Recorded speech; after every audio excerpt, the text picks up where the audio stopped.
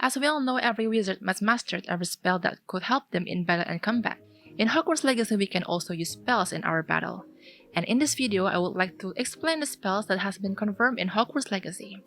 So we're gonna start it from an Accio, or we can also call it the Summoning Charm.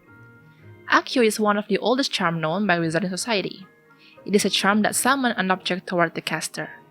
It's able to summon objects in direct line of sight of the caster, as well as things out of view.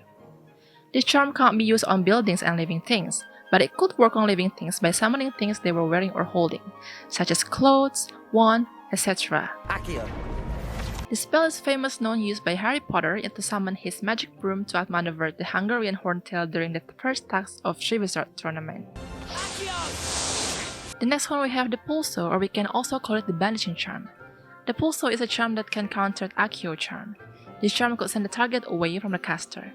It could send the target towards a specific location and work on both living beings and inanimate objects. Unlike Accio, which could summon specific objects from anywhere, Depulso only banished whatever the one was aimed at. The next one we had Lumos, or we can also call it the Wand Lighting Charm. Lumos is one of the simplest yet most useful light creation spells. The Wand Lighting Charm's principal usage was to create a light at the tip of the wand in order to see in the dark. This spell was taught in first-year defense against the dark arts and charms classes at Hogwarts. This spell also used frequently by Hogwarts students when they roam around the castles or Forbidden Forest.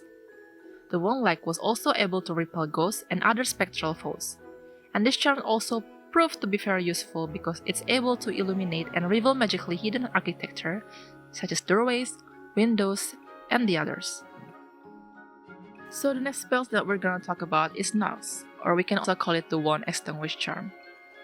Nox is a charm that causes the light at the tip of the caster's wand to be extinguished, so it's counter charm for Lumos. So we continue to the Wingardium Laviosa, the famous spell that used to make an object fly or levitate. Though the spell is being taught to the first-year students, it can be called one of the most difficult spells to master. The weakness of this spell is that it didn't work on a human being, but almost anything could be lighted with this spell, but it depends on the weight of the object. The next one we have Decendo is one of my favorite spells in Hogwarts. It's an incantation of a charm that made objects fall or move downwards. You can use it to your enemy to make them lose balance and fall. The next charm that we had is Reparo, or the Repairing Charm. A charm that was invented by Arabella Nutley around 1754 has effect to repair a broken object and works on most materials. Reparo! She first used it to repair Colosseum after it had been destroyed. This spell is effective for repairing most materials. However, the damage that caused by some certain rare and powerful curses was impossible to undo. And then we had expelliarmus, or we can also call it the Disarming Charm. This is a charm that forced whatever an opponent was holding to fly out of their hand. It's common to use in battle to make an opponent lose their wand. It's known to be Harry Potter's signature spell that's been caused for Lord Voldemort's death during the Battle of Hogwarts. The next one we have Disillusionment Charms. So this charm is used to disguise a target as its surroundings by making it take on the exact color and texture of its environment, as if turning into a chameleon. And then we have Petrificus Totalus, or the Body Freezing Spell. Petrificus Totalus. This curse is used to temporarily paralyze an opponent. It's common to use by young wizards for dueling. When used on living objects, the victim's arms and legs will snap together and they will fall down and become as stiff as a board. Though they being paralyzed, they still got the abilities to hear, see, feel, and think properly. The next one we have Stupefy, or we can also call it the Stunning Charm. The other spell that could work effectively in a battle aside of Petrificus Totalus is Stupefy. Stupefy was used to instantly send a target unconscious without causing lasting damage. The use of multiple Stupefy simultaneously will amplify the effect. This was particularly useful towards creatures with spell resistance, such as dragons, trolls, giants, and half-giants, that may result in injury for ordinary individuals.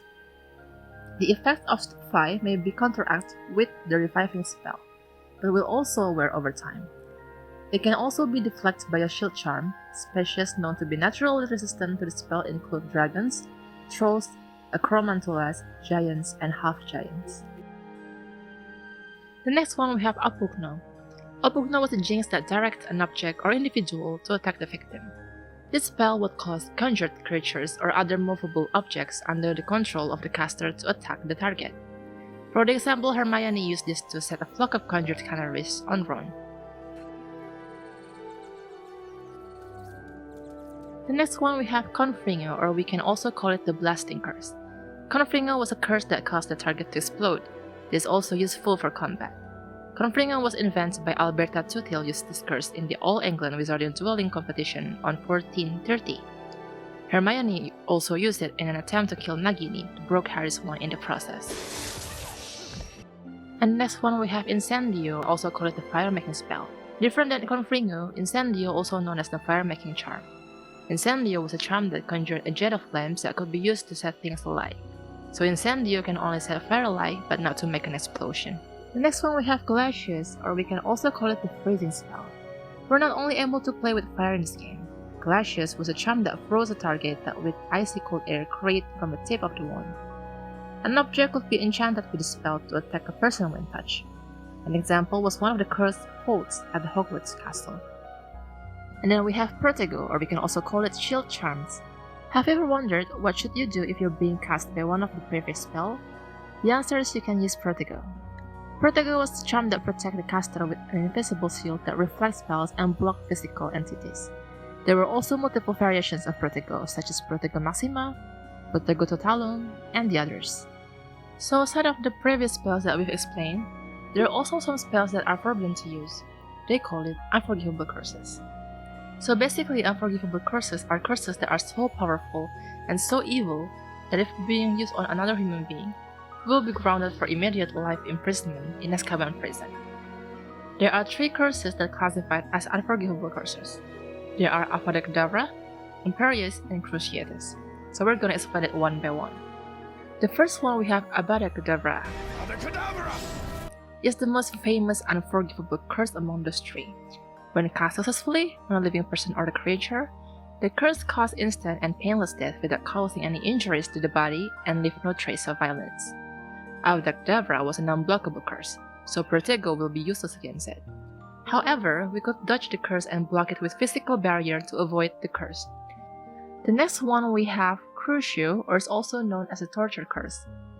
This curse, when being used against humans or creatures, will cause unpleasant, intense, and painful physical pain on the victim. It also results in insanity if the victim was subject to it for a long period of time. Once being casted, there was no spell that could defend against Crucio, but there were options available against it. The first one is a spell could be dodged by hiding behind a solid object, and a strong-willed wizard could resist the spell until the pain was lifted. Another option was to interrupt the caster before they could finish speaking the incantation. The last one we have Imperio. This curse is as wicked as the other Unforgivable Curse. This curse will place the victim completely under the caster's control. A person under this curse was said to be imperious. Among the 3 Unforgivable Curses, this curse is the only one that could be defended against.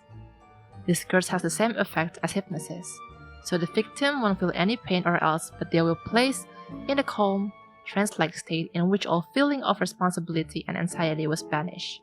Imperious being was placed under the caster's total control and was directed to do anything and everything the caster wished them to do, including crimes such as murder, political corruption, embezzlement, and even committing suicide. Resisting the Imperious curse was possible, but it required great strength of will and character. So to resist this curse, we need to have a strong will to resist the curse.